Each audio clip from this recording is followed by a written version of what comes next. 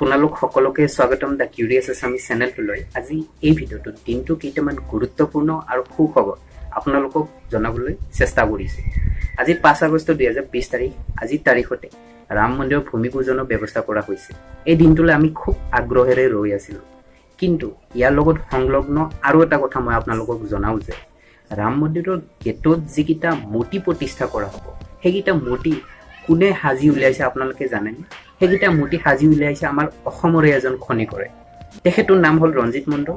তেখেতে এই ক্ষেত্ৰত 2013 চনৰ পৰাই কাম কৰি আহিছে। তেখেতে চেষ্টা কৰিছে যাতে ভগৱান শ্ৰীৰামৰ শৈশৱৰ পৰা ৰাজবাৰ লোৱালৈকে গোটেইখিনি সামৰিব পাৰে এই মূৰ্তিকেইটাৰ দ্বাৰা। এতিয়া আহক আৰু এটা ভাল খবৰৰ দিশ।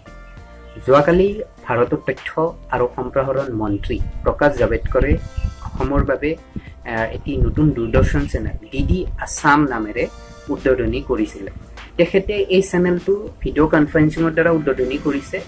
এইটো অসমৰ বাবে বহুত ভাল খবৰ। আহিছোঁ আটাইতকৈ গুৰুত্বপূৰ্ণ আৰু শেষৰ খবৰটোলৈ। আপোনালোকক যদি সোধা যায় অসমৰ প্ৰধান সমস্যাটো কি, আপোনালোকৰ এটাই উত্তৰ হ'ব যে অসমৰ বানপানীয়ে অসমৰ প্ৰধান সমস্যা। এইবাৰতো বাৰু কৰোণা ভাইৰাছো হৈছে, এইবাৰ বানপানীও হৈছে। এইবাৰ কিন্তু বানপানীৰ ফলত অসমৰ বহুত ক্ষতি হৈছে। মই কিছুদিন আগতে অসমৰ বানপানীৰ ওপৰত কিছু তথ্য দিছিলোঁ এটা ভিডিঅ'ত। যদি আপোনালোকে ভিডিঅ'টো চোৱা নাই তেনেহ'লে মই ডিছক্ৰিপশ্যনত লিংকটো দি দিছোঁ, আপোনালোকে অনুগ্ৰহ কৰি ভিডিঅ'টো চাই ল'ব। তাত মই বহুত তথ্য দিছিলোঁ। লগতে আৰু এটা তথ্য দিছিলোঁ যে অকল ব্ৰহ্মপুত্ৰ নদীয়ে প্ৰতি বছৰে 5980 বিঘা মাটি খহাই নিয়ে। গতিকে এইটো বহুত ডাঙৰ সমস্যা। যদিওবা ডাঙৰ সমস্যা, এইটো আগতে কেতিয়াও প্ৰাকৃতিক দুৰ্যোগ হিচাপে অন্তৰ্ভুক্ত হোৱা নাছিলে বা স্বীকৃতি পোৱা নাছিলে।